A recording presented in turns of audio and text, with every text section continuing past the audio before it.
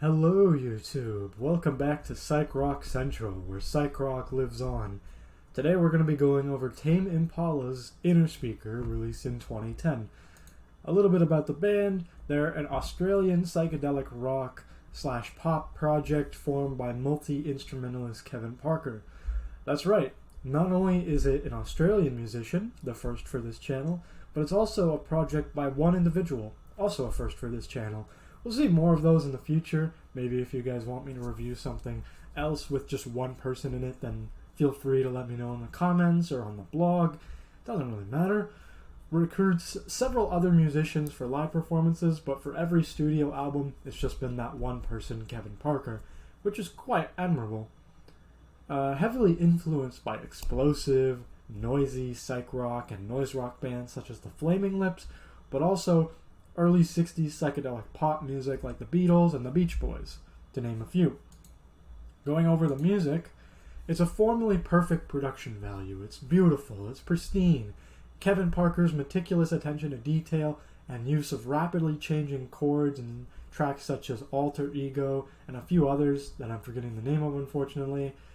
Most of the singles, really, if you look up which tracks were the singles for this record, you'll find a lot of attention to detail, a lot of shifting chords, a lot of, electronica before the chorus. It constructs this beautiful tapestry of early psychedelic pop and electronica a la Dan Deacon. But I think the album does suffer from a lack of originality, especially in the melodies. It tries to directly resurrect the sound of bands like the Beatles without innovating past the surface level details. I put these two tracks, It's Not Meant to Be and Desire Be Desire Go, for a very specific reason, because while they highlight that formally perfect production value, it's also just Kevin Parker trying to impersonate the Beatles sometimes, especially on the second track. That latter track, you might as well have just put in Kevin Parker as a stand-in for Paul McCartney. I think it's just far too similar, and it's just trying to resurrect the whole sound of the early psychedelic pop era of the Beatles and Beach Boys and all that shit. It doesn't really create its own identity, which means that the melodies themselves are quite lackluster. It's as though they were just ripped straight from the Beatles albums of yesteryear, rather than made by this musician. I'm going to say that my favorite track is Solitude is Bliss.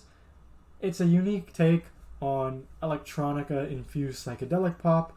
I don't really have much else to say, but for a 4-minute psych pop, it's pretty damn good.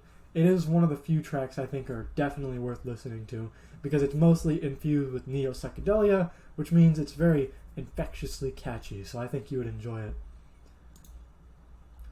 Very short episode. I just think the songwriting is kind of lackluster, because it just suffers from that lack of originality in its melodies.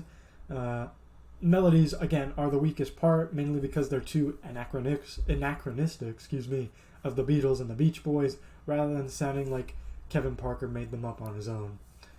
It has its winning moments of psychedelia, especially neo-psychedelia, but unfortunately, it just feels like most of this record is just a Beatles worship, or like a Beach Boys cover band.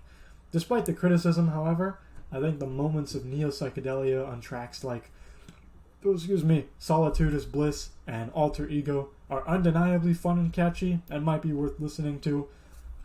But for psych rock, especially in the 2010s and the 2020s, maybe look elsewhere.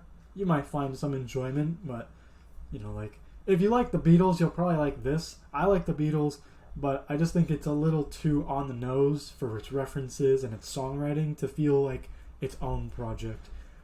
Later on albums like Lonerism and Currents, Tame Impala would freshen up their sound with electronica, more psychedelic rock, but for now, it's kind of just a Beatles cover band without the attention to detail or the experimentation or the adventure.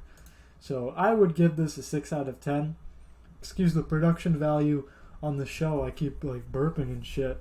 But I'd still give this a 6 out of 10. It's decent, but not super satisfying to me. I don't think it covers that particular itch that I'm scratching, but my opinion is divisive. I think if you like the Beatles and the Beach Boys and you want to give them a 10 out of 10, you might give this one an 8 out of 10 or a 9 out of 10.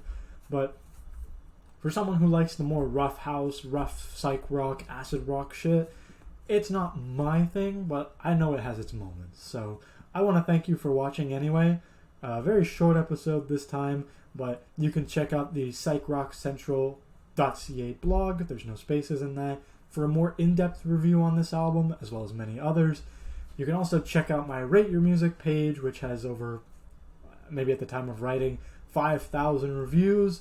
You can check that out anytime you want, but for now, I want to thank you guys for watching, and tune in whenever I make another video for more psych rock. So, see you later.